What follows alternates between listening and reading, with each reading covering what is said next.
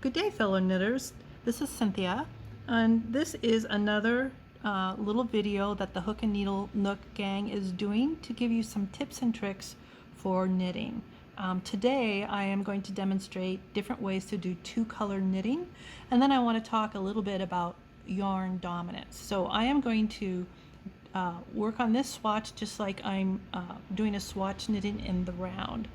So basically, when you are doing two-handed knitting, you can do it with, or stranded knitting, two-color knitting, you can do it with two hands and you can do it with one hand. So I'm going to demonstrate the ways that I'm least familiar with one-handed, and then show you the way I like it, which is two-handed. So if you're a continental knitter and you want to hold the yarns in both hands, you would simply do something like this, and this is going to be a little awkward.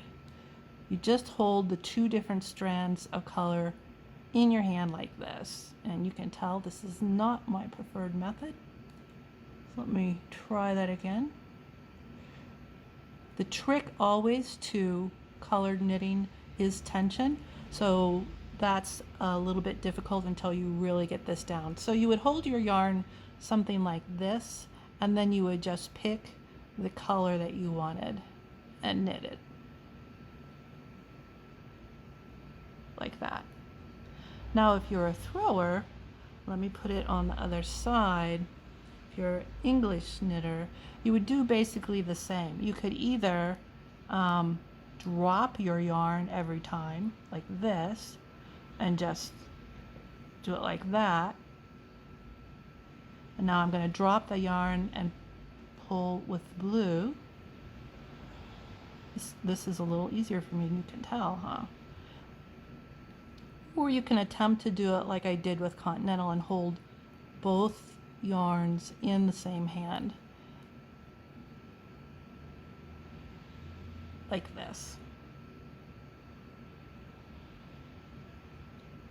All right, now with two-handed knitting, one yarn is going to be held in the left hand and another yarn is going to be held in the right.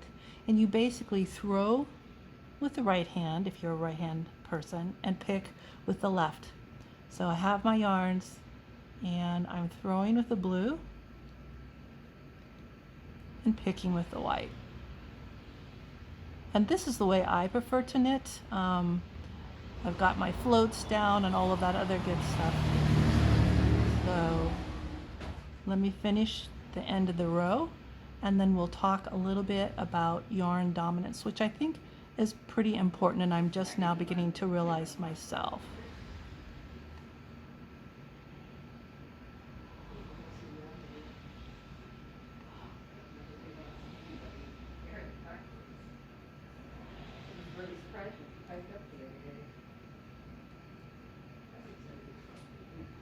Now with this type of knitting, there is what they're calling a yarn dominance, and I'm just going to knit both colors here at the end.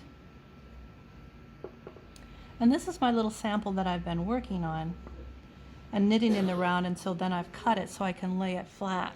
But here I'm hoping you can see that the white from this, the white is the dominant color. The stitches are a little bit bigger, and I held that white in my left hand, and you can see that the blue on the back side, the non-dominant color, is the float that's on the outside and the white is in the inside. And then I did the opposite. I held the blue in my left hand and the white in my right, and you can kind of see that transition where now the blue is bigger. And let's look at the back. All of a sudden the white float is on the outside and the blue is on the inside. This little piece, and I'm hoping you can see this, I did a twisted. So I literally dropped every stitch and twisted so that the stitches would be the same size. So if you needed to do the same size, you could just twist, you could drop the yarn, bring the other one up. Let me see if I can demonstrate real quickly. So I'm just going to carry this yarn to the back. And again, I'm doing a swatch in the round, and I always knit both colors for the first stitch. So when I'm twisting, I basically do a throw, and I throw the white yarn, then I bring the blue yarn up underneath and do the blue.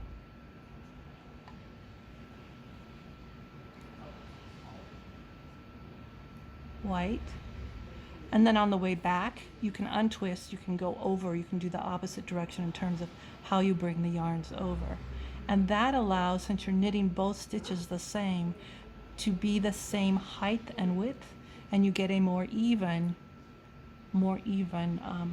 color distribution.